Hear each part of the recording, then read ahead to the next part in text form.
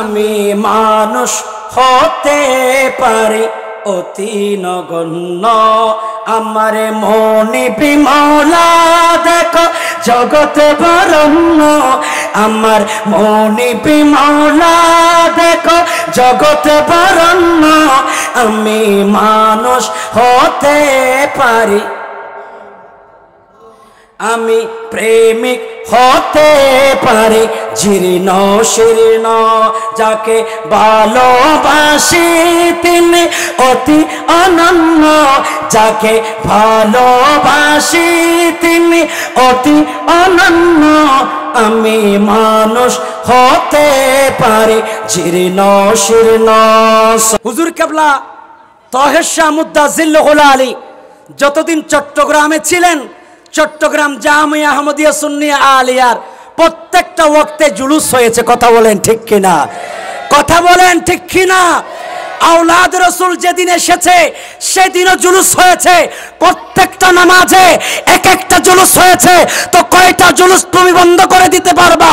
12ই রবিউল আউয়াল নিয়ে তোমাদের খারাপ মন্তব্য, বিরূপ মন্তব্য পাওয়া যায়, আমরা বলতে পারি আমরা মানুষ নগণ্য, আমাদের মনে মালা জগৎ বরণ্য। কথা বলেন ঠিক কিনা? হুজুর কাবলা যখন চট্টগ্রাম থেকে বিদায় নিয়েছিল, লক্ষ লক্ষ মানুষ অন্তর থেকে, হৃদয় থেকে, চক্ষু থেকে ওই পানি দিয়ে প্রমাণ করেছিল এই চট্টলার ভূমি আউলিয়ার দেশ, চট্টলার জমিন আউলিয়ার প্রেমিক। কথা বলেন ঠিক কিনা? এটার গলিতে গলিতে আওলাদে রসুলের স্লোগান আছে না নাই? কথা বলেন আছে না নাই? বাহারিয়া দরবারের মোহব্বতের মানুষ আছে না নাই? গৌসুল আজম মেজবান্ডারির দরবারের মানুষ আছে না নাই? প্রত্যেকটা দরবার আমাদের মাথার তাজ। কিন্তু বলতে চায় সব মিলিয়ে একটাই, আজমতে মোস্তফাতে কোনো দ্বিমত চলবে? কথা বলেন দ্বিমত চলবে? সমাজ আপনি বহু ধরনের মানুষ দেখবেন। এই যে একটি বই আমি আপনাদেরকে দেখাচ্ছি, যেখানে আপনি বড় আশ্চর্য হবেন। এখানে চট্টগ্রাম ইউনিভার্সিটির একজন বড় লেকচারার, ডিপার্টমেন্ট প্রধান, যিনার নাম আমি বলতে আপাতত বলছি না, তিনি তার বিদাত নামক কিতাবের 4th খণ্ডে 284 নং পৃষ্ঠায় তিনি বলেছেন, কিছু কিছু লোকেরা মৃত ব্যক্তির মাস ফাতিহা প্রভৃতির নামে বিভিন্ন ফাতিহা করে থাকে, এগুলোর কোনো ভিত্তি নেই, বরং এখানে আরও বলা হয়েছে এগুলা নাকি মে ফাতিহা বেদাত, হারাম ও হারাম और नाजायज और मुशाबाहुनुत है। आज ইসলামের একটি আবিচ্ছেদ্য অংশ ফাতিহা করা, এটা হচ্ছে মুস্তাহাব। এটা কি? আপনারা কি আমার কথা বুঝতেছেন? রসুল পাকের ভালোবাসা যখন থাকবে তখন আপনাকে তো মুস্তাফার প্রত্যেকটা কাজ আপনার ভালো লাগবে, মুস্তাফার কথা আপনার ভালো লাগবে, মুস্তাফার প্রেম আপনার হৃদয়ে থাকবে। তো আপনি আশেকে রসুল নাম দিয়েছেন, আপনি বড় ডক্টর হয়েছেন, কিন্তু 4 দিন না ফাতিহাকে কোথাও নাই বলছে। চট্টগ্রামের মানুষ দায়িত্বহীন কণ্ঠে বলুন, আমরা 4 দিন না ফাতিহা, 40 ফাতিহা, 100 ফাতিহা চট্টগ্রামে প্রচলিত আছে না নাই? এটা শুধু আছে না, আল্লামা গাজীউদ্দিন মিল্লাত চারাক জ্বালিয়ে জ্বালিয়ে, খোদার কসম, যখন বাতি ছিল না, যখন লাইটিং ছিল না, আল্লামা গাজীউদ্দিন মিল্লাতের রক্তের বদৌলতে চারাক দিয়ে, চারাক জ্বালিয়ে 4 দিন না ফাতিহা, 40 ফাতিহা এই সমাজে বাস্তবায়ন করেছে। কথা বলেন ঠিক কিনা? 2 হাত তুলে বলেন ঠিক কিনা? এই ইসলামের সংস্কৃতিকে যারা বাদ দিতে চায়, আমরা বলি তারা মুসলমান না। কথা বলেন ঠিক কিনা? এভাবে আপনি মিলাদুন নবী গেলে সেখানে তারা বেদাতের ফতোয়া দেয়। আমরা নবীর আজমতের আলোচনা করলে তারা বলে নবী হাজির নাজির হওয়া যাইতো না, এটা তো আল্লাহর শান। ভাই সাহেব, অকুলতা যদি আল্লাহর শান হইয়া যায় কি? আল্লাহ হয়, আমি আল্লাহরে যদি দেখতে চাও, আমি আল্লাহর শান যদি বুঝতে চাও, তো রাসূলুল্লাহর কদমে চলে যাও। সুবহানাল্লাহ বলে। ওয়ালাউ আন্নাহুম ইজ্জালামু আনফুসাহুম জাউকা, রাসূলুল্লাহর দরবারে যাও, ওই নবীর মাধ্যমে আমি আল্লাহর শান বুঝবা, আমি আল্লাহর কুদরত বুঝবা, আমি আল্লাহর নিয়ামত বুঝবা। একটু জোরে বলুন সুবহানাল্লাহ।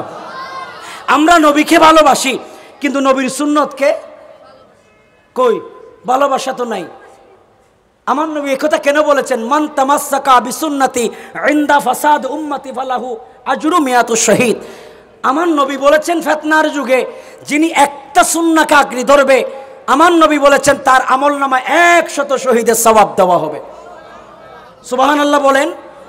এটা মিশকাতে ইমাম তিরমিজি রাহমাতুল্লাহ আলাইহি মিশকাত শরীফ খুলে দেখেন 2677 নম্বর হাদিস, 2676 নম্বর হাদিসে এই বর্ণনা স্পষ্ট আছে।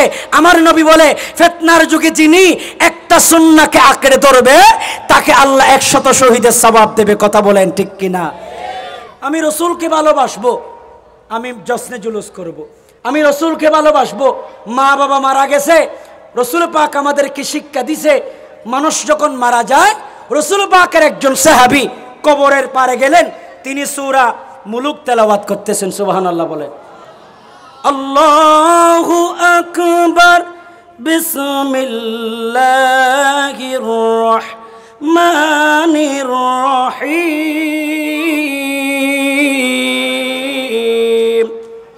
আল্লাহু আকবার বলবেন না?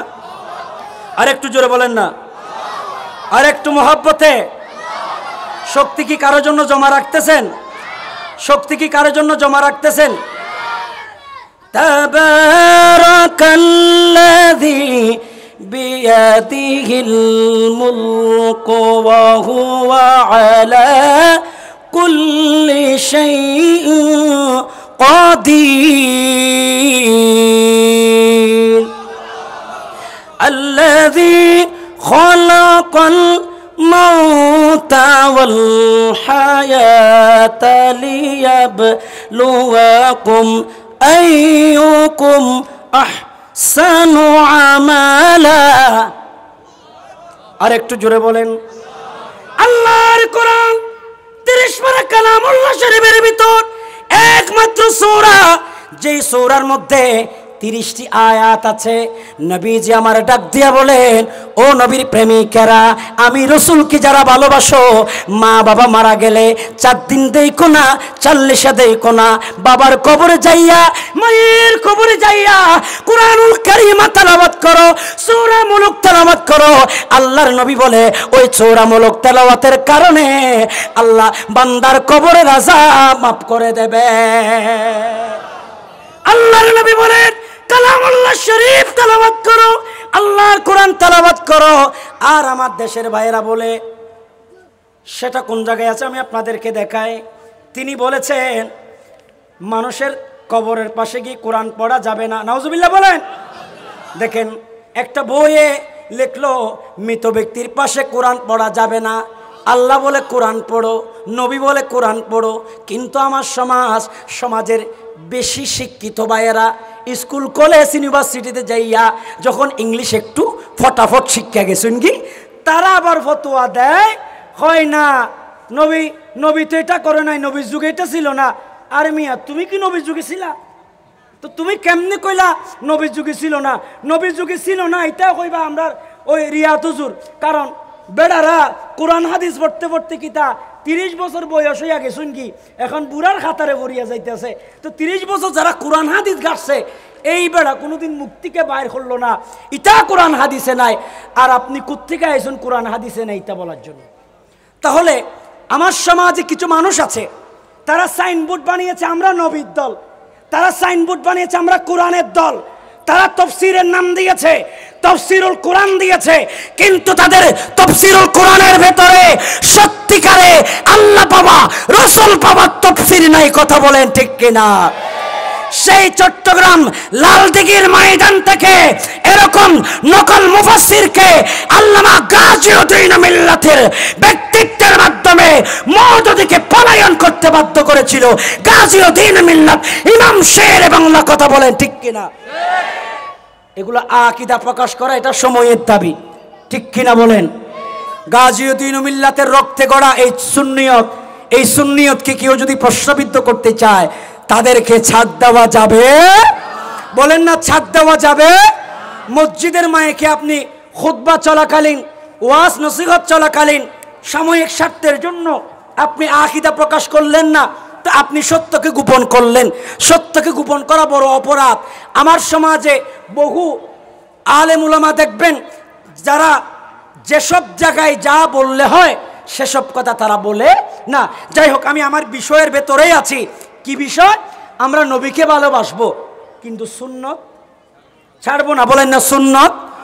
যেহেতু সুন্নতের ব্যাপারে আল্লাহর নবী বারংবার নির্দেশ দিয়েছেন, সুন্নত পালনের মাধ্যমে সওয়াব আছে না নাই? বলেন না আছে না নাই? তাহলে রসুল পাকের একজন সাহাবী, ইনি কবরের পারে গিয়ে সূরা মুলক তেলাওয়াত করলেন। হঠাৎ করে কবরের মুর্দা ওই ব্যক্তির, রসুল পাকের সাহাবীর সাথে তিনিও কোরআন শরীফ পড়তেছেন। সুবহানাল্লাহ বলে। মাঝে মধ্যে আমরা ভয় পাই না এরকম? কবরস্থানে যাওয়ার সময় মাঝে মধ্যে দেখা যায় মুর্দা কথা বলছে মনে হচ্ছিল, কিন্তু আমাদের তো ওই কান নাই, আমাদের তো ওই চোখ নেই, আমাদের তো ওই দৃষ্টি নেই, আমরা যে মরা মানুষের কথা শুনবো। কিন্তু আমার ভাইয়েরা, আল্লাহর নবীর সাহাবী কবরের পারে গিয়ে কোরআন তেলাওয়াত করছিলেন।